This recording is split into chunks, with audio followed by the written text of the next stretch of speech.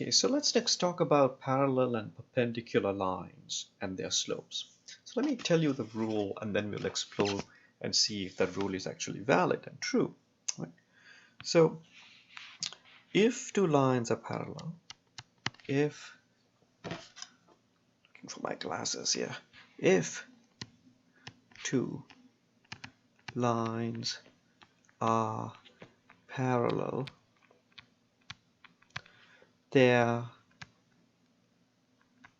slopes are the same. If two lines are perpendicular,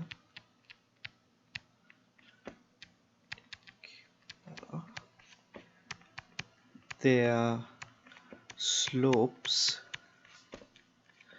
are negative reciprocals.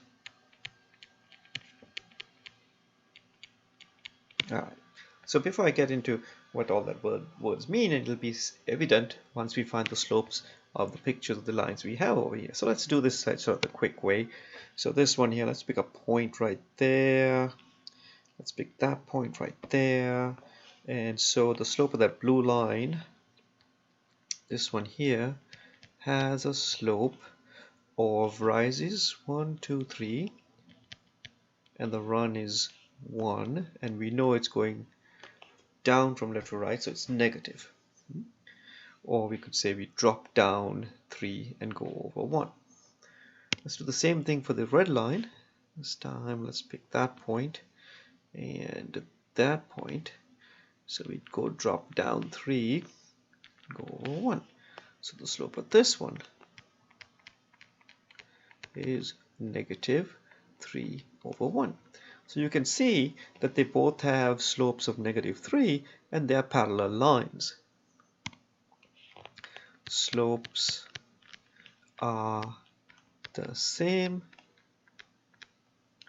hence parallel. Okay, let's take a look at this one. Okay. So let's do the blue one first. So again, let's pick a point. Well, that looks like a convenient spot. So we'll choose that one and this one. So that's the blue slope is down 3 over 1. Let's do the red slope. So again, let's use that spot. You don't have to, just convenient. That one has 1, 2, 3, and up 1. Okay, so the red one has slope, it's positive 1 over 3.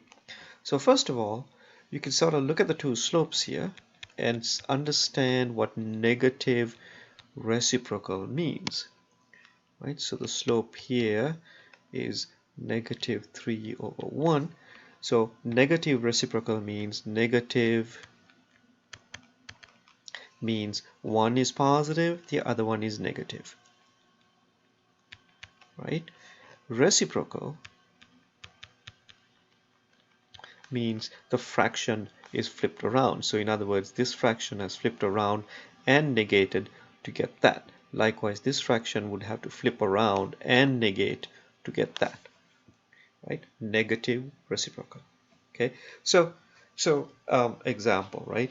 Let's say a line has slope of 5 halves. What is the slope? What is the slope of another line, part A, another line parallel to the first line? Right? So parallel, right? Parallel lines have the same slope. So the answer to this question would be 5 halves. Part B, another line perpendicular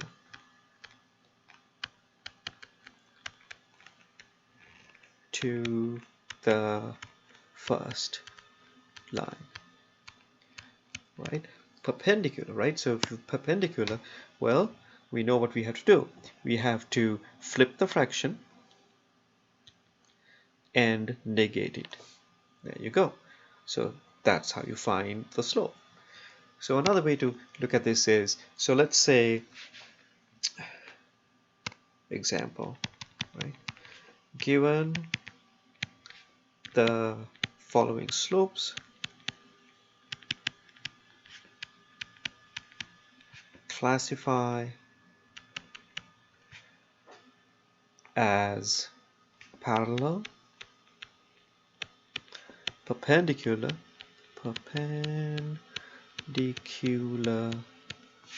or neither. Right? They don't have to be parallel or perpendicular. So part A. So M1, the first slope, is 2/3, and M2, the second slope, is -3/2. So here I'm looking at the slopes, I'm comparing. The fraction is flipped, one is positive, the other one is negative. That means they are perpendicular.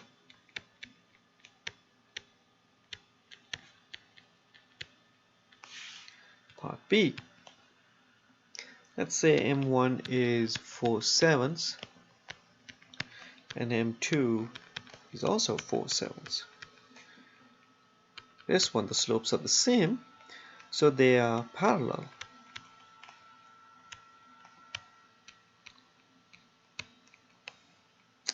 And part C, say M1 is 4/7 and M2 is 7/4.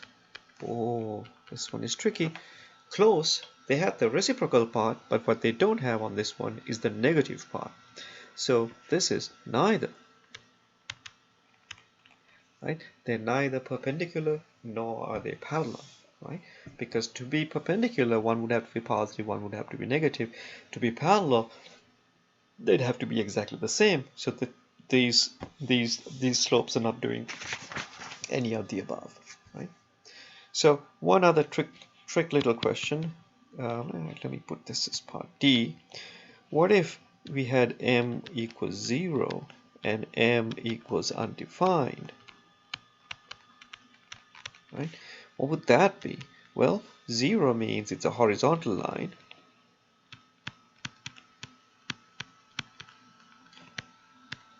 And undefined means it's a vertical line. So that means that these are perpendicular.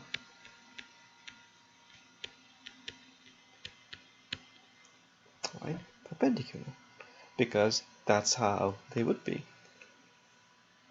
Alright, that's it for slope. We will take up the next section next time.